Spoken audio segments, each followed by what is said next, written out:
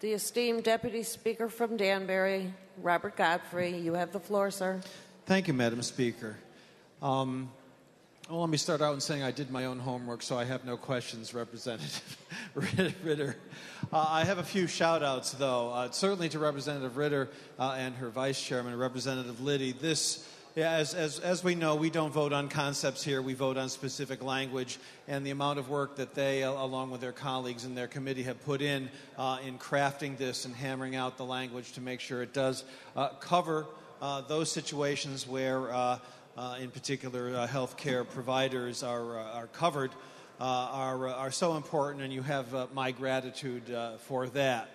A couple of other shout-outs, though. I want to, a big one for Mary Consoli. She's a longtime friend of mine. She's a nurse at Danbury Hospital. There's been several allusions to the March of 2010 incident at Danbury Hospital, where a patient who comes, as we come to have learned, is not mentally competent, did have a gun and did fire it off in the cardiac unit. So Mary Consoli is president of the Nurses Union at Danbury Hospital, one of the AFT branches, and she has been a tireless advocate over especially the last few days. I seem to be getting a phone call from her almost every day, and I want to appreciate that. She's going to love the news that we're doing this bill.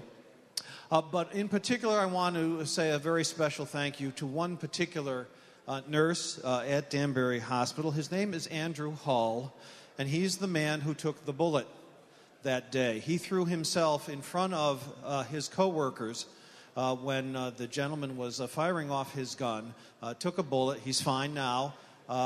Maybe it was the fact that he was a former Marine that has something to do with it, but I certainly have the highest respect for his military training and obviously his very quick action and quick thinking in a very, very difficult situation back in March of 2010. So with those shout-outs, with those thank yous, I do urge all of my colleagues to support Andrew Hall and the nurses at Danbury Hospital and healthcare providers across the state of Connecticut and vote for this bill. Thank you, Madam Speaker.